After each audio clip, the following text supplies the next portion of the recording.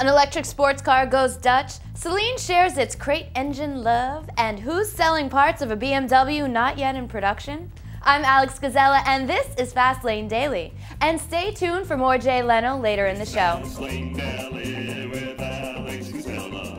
Fastlane Daily is brought to you by Royal Purple, the performance oil that outperforms.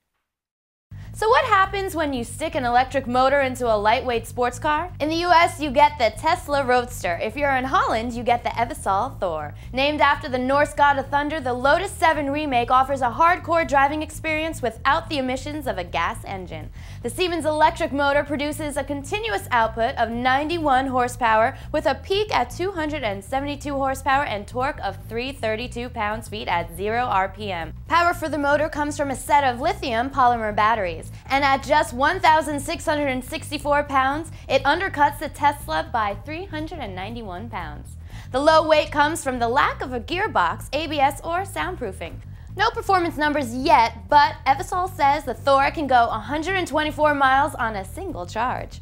Wondering what to do with that old Mustang, the one with the blown engine? Well, Mustang tuner Saleen has one solution. It's the company's first complete crate motor. Saleen says it's selling the same high-performance 5-liter V8 that powers its Parnelli Jones Edition and Heritage Series Mustangs as a turnkey power plant.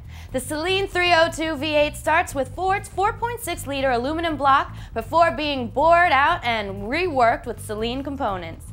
Power ranges from 390 horsepower to 580 for the supercharged model. It's the first crate motor from Saleen, which says it'll promote the 302 in a new Saleen drag car. The Crate 302 will be available starting next month.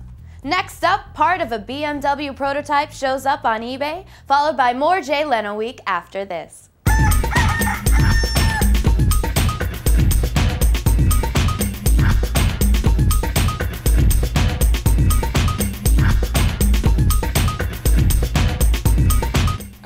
Love us, Fastlane Daily.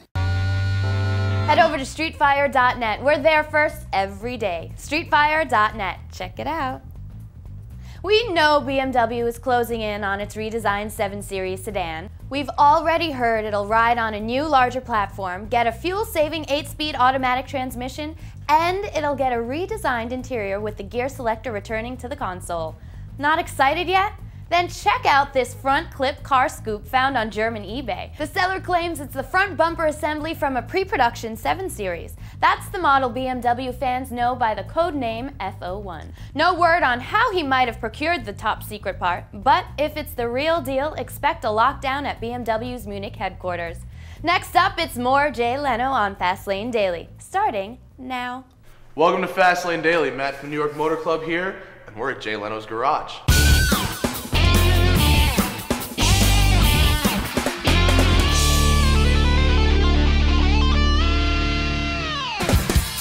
Welcome to Fastlane Daily. Matt from New York Motor Club here, and we're at Jay Leno's garage.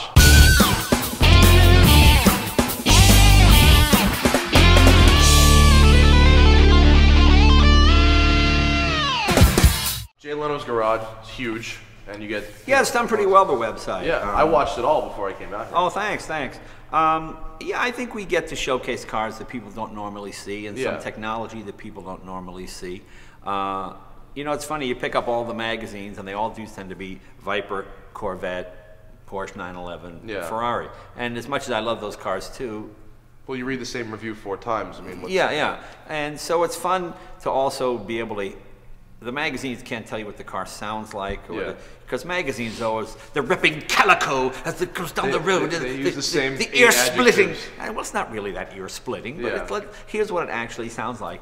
And it's fun, as someone who actually owns these cars, you can tell people honestly what they're like the Lamborghini Miura. They're fun to drive, but they don't handle that well. If you've got a good 289 Mustang, you'll probably blow it off. A Miura? Yeah, wow. I mean, anything over 125, the front end lifts, and you can feel the wheels doing that. I mean, it's fun to kind of explode some of the myths to some of the... I mean, I love these cars, but you also have to go in with them, here are the problems, here's the reality of owning one, here's what it's like. Well, it's good to be able to share the truth. Yeah, I mean, people get a chance to hear what it sounds like going on the road. Most people have never heard a T-head Mercer, or even what a T-head engine sounds like. Yeah. And I think that's the fun part. You get to...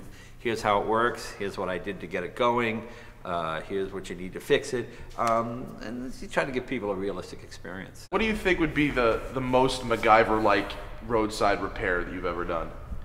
Most MacGyver-like roadside repair. Are we talking duct tape? Are we talking zip ties? You know, what do you think would be the most ingenious AAA-like? Well, I've broken down a lot. I mean, in different stuff. Yeah. Might have been one of the steam cars, trying to get that back home.